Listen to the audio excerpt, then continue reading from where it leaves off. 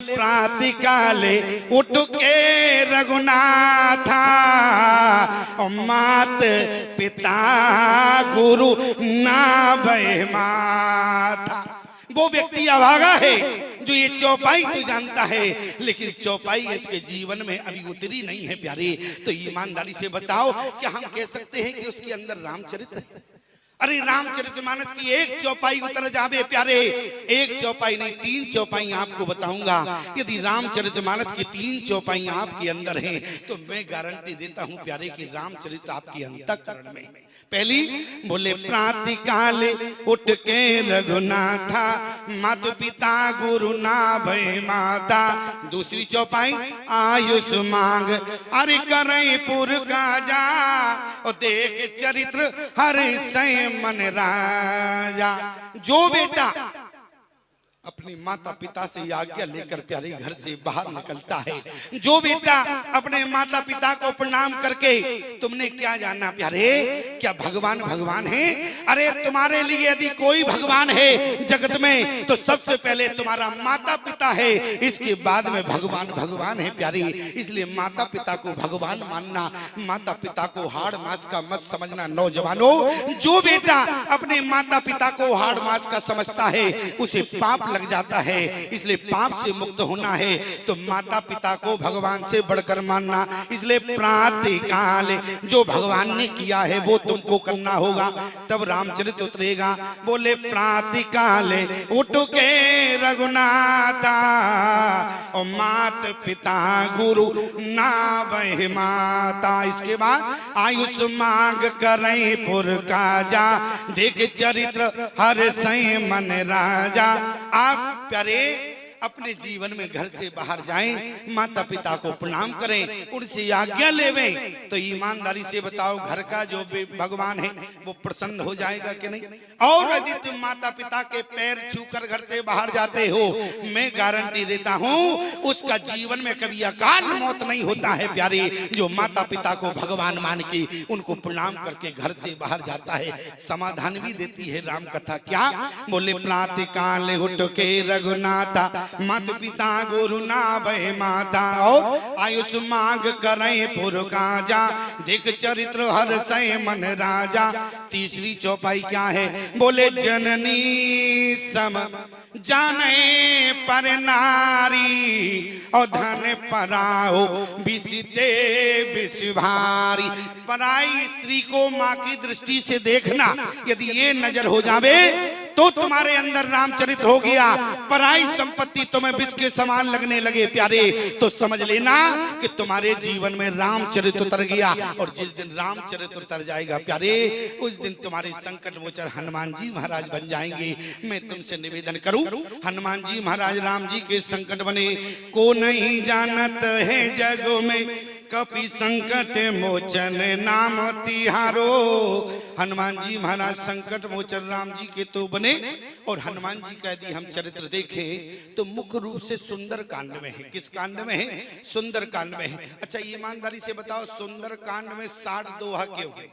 सुंदर कांड में 60 ही दो। देखो बहुत महत्वपूर्ण बात है, सुंदर कांड में 60 दोहा से गोस्वामी जी ने बांधा है। दूसरी बात, आप कोई भी कांड पढ़ना सब में 16 या दोहा से मंगलाचरण है, लेकिन सुंदर कांड में ना तो दोहा है ना 16 है, सीधा चौपाई से प्रारंभ किया है। तीसरी बात, सुंदर कांड जा शब्द से क्यों लिखा गया और कोई अक्षर गोस्वामी तुलसीदास जी ने नहीं लिया? कारण क्या है? पहला तो 60 दोहों से क्यों माना गया? क्योंकि प्यारे यदि आप जिस समय सुंदर कांड का मंगलाचरण पढ़ना, जो गोस्वामी जी ने संस्कृत में लिखा है उसमें 60 अक्षर हैं, इसलिए गोस्वामी तुलसीदास जी ने 60 दोहों से सुंदर कांड को बांध दिया। दूसरी बात, बोले सुंदर कांड में दोहा 16 इसलिए नहीं है क्योंकि दोहा 16 हमें विश्राम देता है। व्यक्ति जब विश्राम, जैसे कथा कोई रामचरितमानस का पाठ करता है तो दोहा या 16 पे विश्राम लेता है। तो गोस्वामी तुलसीदास जी ने कहा जब हनुमान जी ने विश्राम नहीं लिया तो हम क्यों विश्राम ले? में क्यों? राम काज कीने बिना अरे मोहे कहाँ विश्राम। जब हनुमान जी विश्राम नहीं ले रहे हैं तो हम क्यों विश्राम ले में? और दूसरी बात गोस्वामी तुलसीदास जी ने जा शब्द से सुंदर कांड को क्यों लिखा है? क्यों? क्योंकि हनुमान जी में 8 गुण है। अतुलित बल धामम हेम शैलावदेहम धनुजवन कृशानम ज्ञानी नामाग्रगण्यम सकल गुण निधानम वानराणामधीशम रघुपति प्रिय भक्तम बाची जातम नमामि। 8 विशेष 8 गुण है हनुमान जी में। और जब 8 गुण है और 8वें अक्षर पर जा शब्द आता है का खा गा घा इंग्या, और फिर इसके बाद चा, ध्यान देना मैं आपसे निवेदन करूं, इसलिए जा अक्षर कहां आता है? बोले 8वें अक्षर पर आता है। इसलिए हनुमान जी महाराज, इसलिए गोस्वामी तुलसीदास जी महाराज ने क्या कहा? बोले जामवंत के हरि बचन सुहाए और सुन हनुमंत हृदय अति भाई। क्या अपने से बड़ों की बात अच्छी लगने? अच्छा बताओ, पूरा सुंदर कांड का सार कहाँ है? लोग कहते हैं पूरा सुंदर कांड पढ़ो तो पूरे सुंदर कांड का मतलब समझ में आता है, लेकिन मैं कहता हूं आप पहली चौपाई पढ़ो, पूरा सुंदर कांड तुम्हारे जीवन में समझ में आ जाएगा। पहली चौपाई का संदेश क्या है? जामवंत के, जामवंत जी कैसे हैं? बोले बूढ़े हैं, हनुमान जी से बड़े हैं। हनुमान जी कैसे हैं? बोले नौजवान हैं। याद रखना, बोले जामवंत के बचन सुहाए और सुन हनुमंत हृदय अति भाई। जिस दिन आपको अपने से बड़ों की बात अच्छी लगने लगेगी प्यारे, उस दिन हनुमान जी महाराज तुम्हारे संकट मोचन बन जाएंगे। हनुमान जी महाराज राम जी के संकट मोचन बने। लंका में चले गए, रात भर ढूंढते रहे, जब जानकी नहीं मिली तब क्या? बोले विभीषण के भवन में पहुंच गए और विभीषण से क्या कहा? तब हनुमंत अरे कहा सुनो भ्राता और देखी चो जानकी माता। आपने जानकी माता को देखा है? विभीषण ने कहा कि देखा तो बिल्कुल है। तो बोले हमें पहुंचा सकते हो? बोले बिल्कुल पहुंचाएंगे। तो विभीषण जी ने क्या किया? बोले जुगति विभीषण सकल सुनाई और चले पवन सो तो विदा कराई। एक युक्ति बताई विभीषण जी ने, इस युक्ति से जाओगे तो पहुंच जाओगे। देखो रामचरितमानस में 2 वाटिकाएं हैं, एक तो सुंदर कांड में और बाल कांड में है पुष्प वाटिका। दोनों गार्डनों को यदि देखा जाए तो ये दोनों गार्डन जो है लेडीज गार्डन है। इसमें पुरुष का जाना वर्जित था, वहां भी पुरुष का जाना वर्जित था पुष्प वाटिका में, लेकिन राम जी पहुंच गए। मालियों ने क्या कहा था? एक बार सिया जी की जय बोलना पड़ेगा तब प्रवेश कर सकोगे। और यहाँ भी पुरुष जाना वर्जित है। इस वाटिका की ये विशेषता थी, इसलिए हनुमान जी से कहा, बोले जुगति विभीषण अरे सकल सुनाई और चले पवन सुत विदा कराई। हनुमान जी ने कहा, अच्छा ये बात बताओ, यदि तुमने युक्ति तो हमें बता दी, अब एक बात मुझे बताओगे? विभीषण जी ने कहा बताओ। बोले तुमने कभी अशोक वाटिका देखी है क्या?